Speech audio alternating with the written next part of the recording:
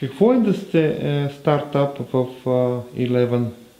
Вие сте на коя фаза и с какво е полезен Eleven за вас? Eleven превърнаха, т.е. помогнаха, превърнаха това нещо от идея да стане реалност. Нямаше сме тук без тях, те първи повярваха в нас. Да.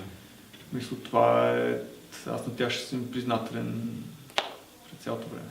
Надявам се, че за тях това е било поредната инвестиция в проект, който ще се възвърне многократно.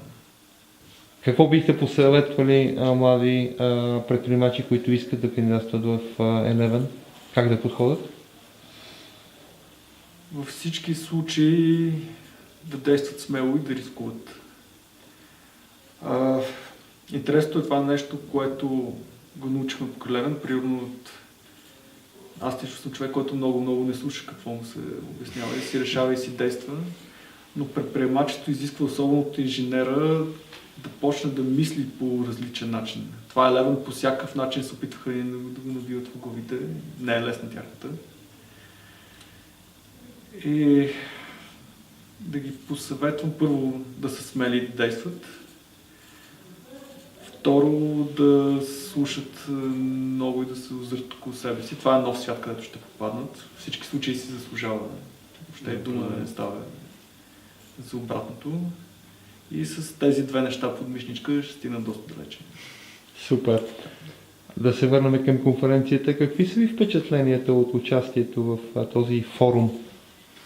Аз съм много приятно изненадан от този форум.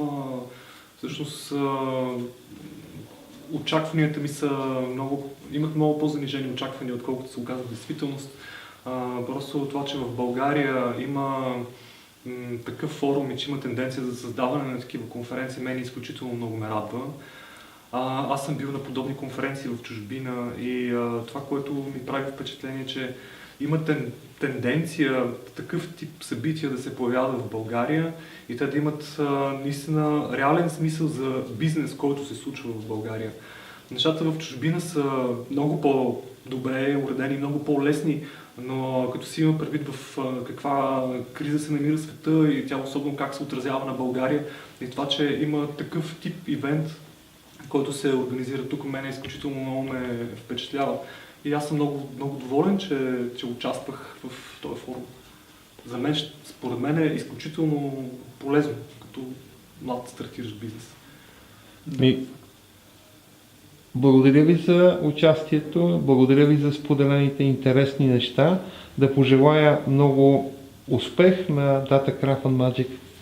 Мерси. Благодаря.